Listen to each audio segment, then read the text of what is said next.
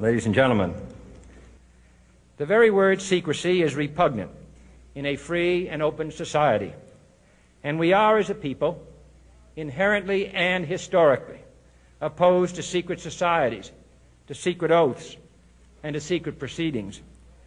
We decided long ago that the dangers of excessive and unwarranted concealment of pertinent facts far outweighed the dangers which are cited to justify it. Even today, there is little value in opposing the threat of a closed society by imitating its arbitrary restrictions. Even today, there is little value in ensuring the survival of our nation if our traditions do not survive with it. And there is very grave danger that an announced need for increased security will be seized upon by those anxious to expand its meaning to the very limits of official censorship and concealment. That I do not intend to permit to the extent that it's in my control.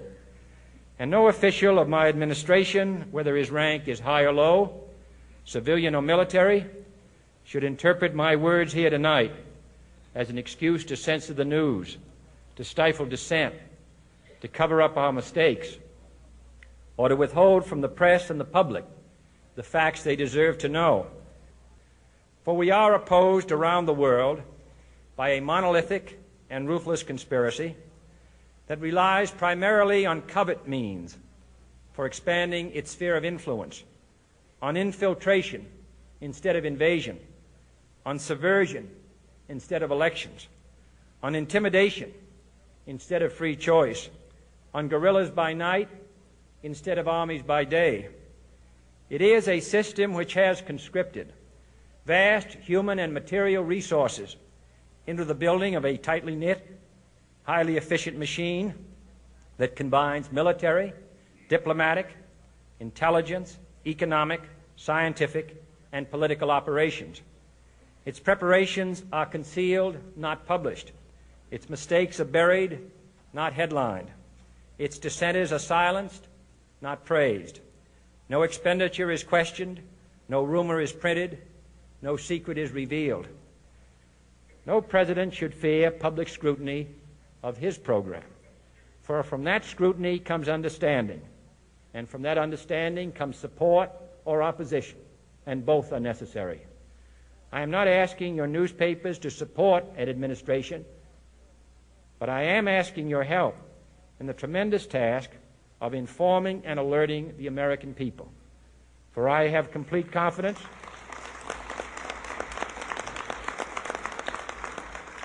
in the response and dedication of our citizens whenever they are fully informed. I not only could not stifle controversy among your readers, I welcome it. This administration intends to be candid about its errors. For as a wise man once said, an error doesn't become a mistake until you refuse to correct it. We intend to accept full responsibility for our errors, and we expect you to point them out when we miss them.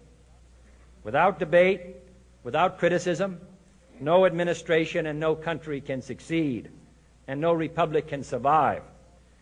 That is why the Athenian lawmaker Solon decreed it a crime for any citizen to shrink from controversy.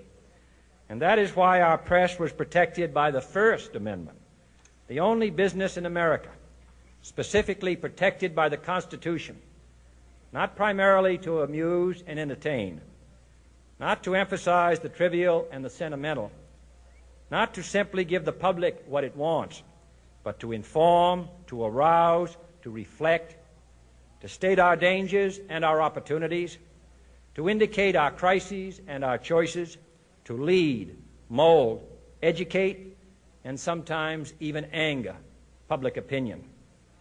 This means greater coverage and analysis of international news, for it is no longer far away and foreign, but close at hand and local.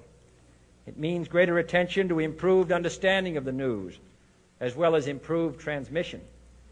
And it means, finally, that government at all levels must meet its obligation to provide you with the fullest possible information outside the narrowest limits of national security. And so it is to the printing press, to the recorder of man's deeds, the keeper of his conscience, the courier of his news, that we look for strength and assistance, confident that with your help, man will be what he was born to be, free and independent.